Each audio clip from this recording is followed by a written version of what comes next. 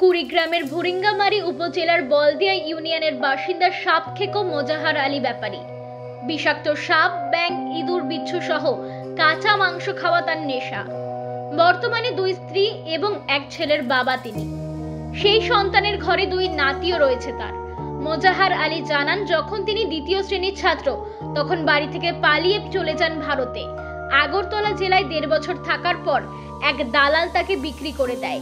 তাকে যে এলাকায় বিক্রি করা হয় সেখানে ভাত তো দূরের কথা, স্বাভাবিক কোনো খাবারও পাওয়া যেত না। ওখানকার মানুষ অস্বাভাবিক খাবারে অভ্যস্ত ছিল। এরপর দীর্ঘ 15 বছর পর বাংলাদেশে আসেন এবং এখনো তিনি এ ধরনের খাবারে অভ্যস্ত। মোজাহার আলী ব্যাপারী আরো বলেন, ছোটবেলা থেকে তিনি বিষাক্ত সাপ, ব্যাঙ, ইঁদুর, বিচ্ছু, কাঁচা মাংস খান। অনেক সময় বিষাক্ত সাপের কামড়ও খেয়েছেন তিনি, কিন্তু তাতে তার কিছু হয়নি। মজার ব্যাপার হলো, বিষাক্ত সাপ নাকি তার খুবই পছন্দ। বিষাক্ত সাপ ও বড় সাইজের যে কোনো সাপের তুলনায় ছোট সাপ অনেক বেশি সুস্বাদু বলেই জানান তিনি। পেশায় একজন দিনমজুর ও সাপুরে কবিরাজ হলেও এলাকায় এবং এলাকার বাহিরে সাপ ধরতে ডাক পড়ে তার, টাকাও পান তিনি।